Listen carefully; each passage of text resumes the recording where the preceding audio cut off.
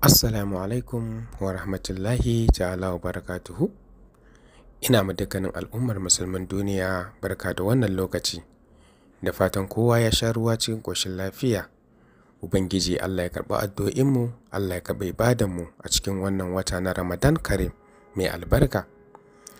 Ni ne dai naku a kullum wanda kuka fi sani da Yusuf Kacha, wanda yake ci gaba da gabatar muku da wannan sabon littafin nan namu mai suna ƙaddara ta ce a haka, wanda shahararriyar marubuciyar nan Maryam Abdulaziz, wacce kuka fi sani da mai ƙosai, ta wallafa shi.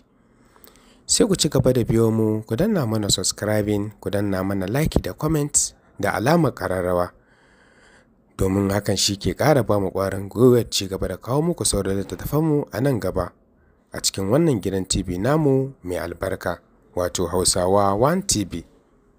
Bismillahirrahmanirrahim. Kai tsaye asibitin da aka kwantar da Nuriya ta nufa, ba ta sha wani wahalar gano ɗakin da aka kwantar da ita ba, saboda Munira ta zo ta tafi da ita daga bakin gate. Ta ƙarasa inda Nuriya ke kwance, ta zauna gefen gadon tare da kamo hannunta cikin tausayawa. Ta soma faɗin, insha Allahu za ki warke, za ki tashi, babu abin da zai same ki. Ina jin ki a cikin zuciyata kamar yadda nake jin ɗana Nasir. Insha Allahu ba zan rasa ki ba, yata. Dukansu suka zuba mata idanuwa cike da tausayawa, suke kallonta. Gata a cikin tashin hankalin rasa ɗanta, wanda ma ko gawarsa ba ta gani ba har yanzu, amma ita ce ke son kwantarwa da wata hankali. Hasbunallahu wa ni'mal wakil shine abin da ya dawo da hankulan mutanen da ke cikin ɗakin. Ummi da ke gefen Nuriya ta sake saita idanuwanta kanta.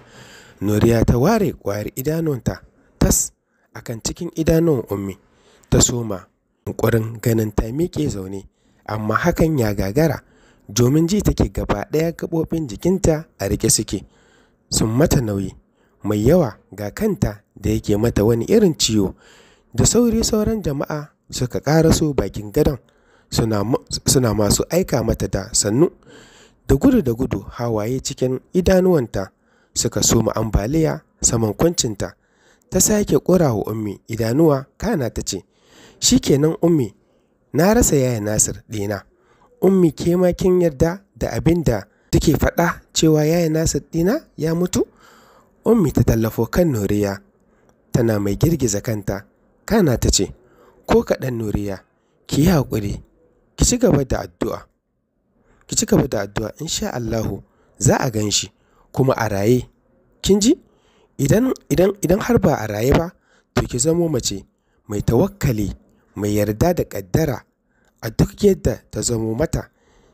Ki sani Ubangiji ya fi mu son shi, yasa ya ɗauke mana shi a lokacin da muke da buƙatarsa. Cikin kuka Nuriya ta ce, ƙaddara?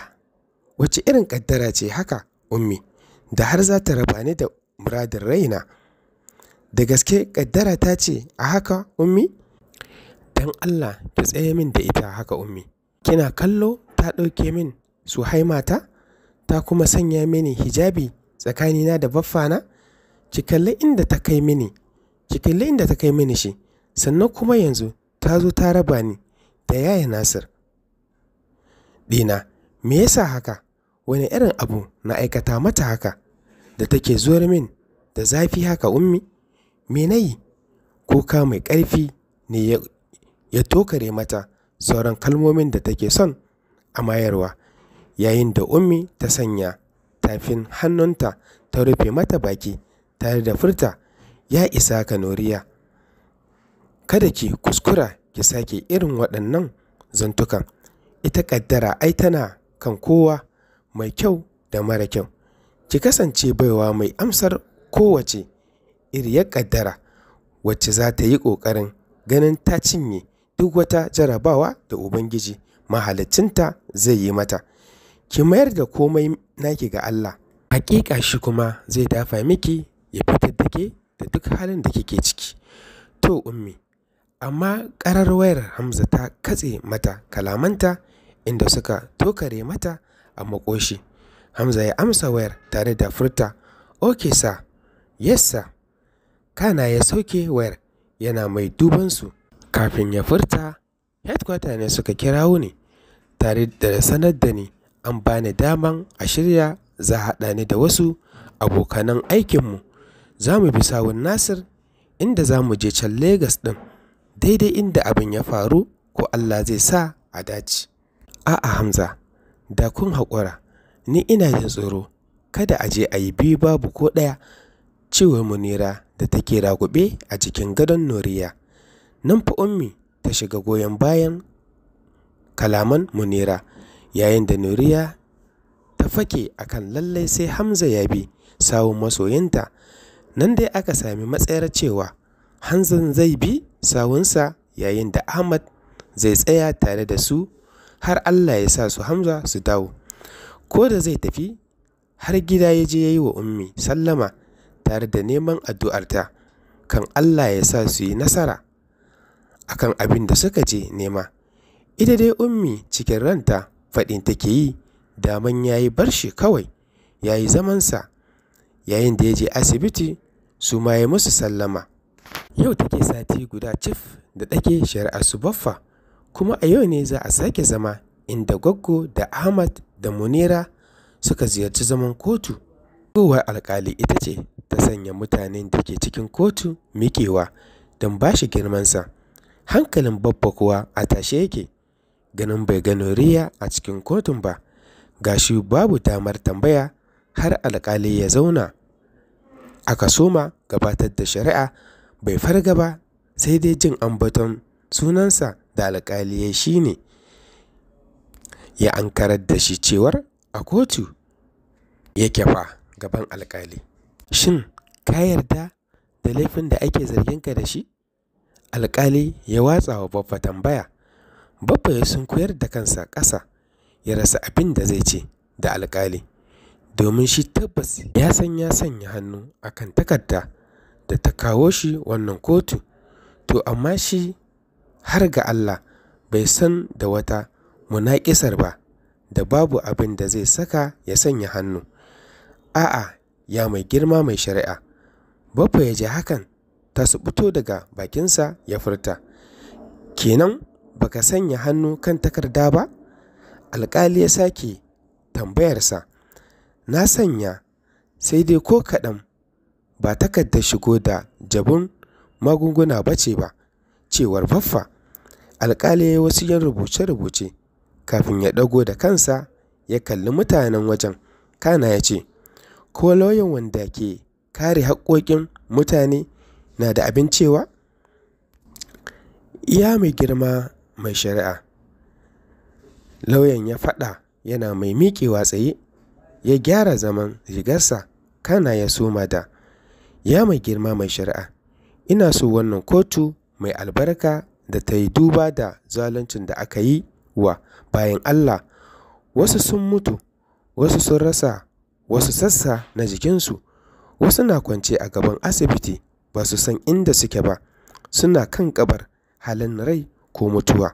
Da ta yankewa wannan bawan Allah hukuncin daidai da abin da ya aikata, ta yadda bai ji tausayin al'umma ko kaɗan ba na halin da mutane za su riski kawunansu idan sun sha magunguna, ya rattaba hannu a kai.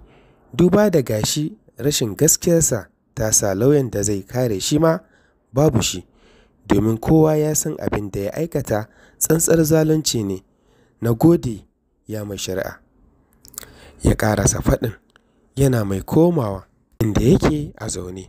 Alƙali ya sake magana da, ko iyalan Malam Abdullahi sun samo lauyansu? Ahmad ne ya tashi tsaye yana mai furta, a'a ya mai girma mai shari'a, dalilin hakan kuwa ya samo asali ne ga wani ibtila'i da su iyalan Dabta suka tsinci kawunansu. Ya kwashe komai ya sanarwa da alƙali, ya sake risinawa, kana ya ce, don haka muna sake neman alfarma da roƙon wannan kotu da ta sake ɗaga mana ƙafa a karo na biyu, ta sake ɗage zaman. Insha Allahu a zama na gaba za mu gabatar da lauyanmu. Na gode, yana faɗi yana mai zama. Sai da alƙali ya daɗe sosai kafin ya ɗago ya ce, wannan kotu mai alfarma ta sake ɗaga wannan zama. bisa jin koken iyalan Malam Abdullahi zuwa nan da ga watan Juli za mu shige sa. Hakanan kotu na umartar da a ci gaba da ajiye Dafta gidan kaso kamar yadda ta bayar da umarni a wancan karon. Kotu alkali ya faɗa yana mai buga 'yar ƙaramar gudumarsa. Nan kowa ya miƙe don fita daga kotu. So masu sauraro sai ku ci gaba da biyo mu, ku danna mana subscribing da like da comment da alamar ƙararrawa, domin hakan shi ke ƙara ba mu ƙwarin gwiwar ci gaba da kawo muku sauran littattafanmu a nan gaba. Mun gode.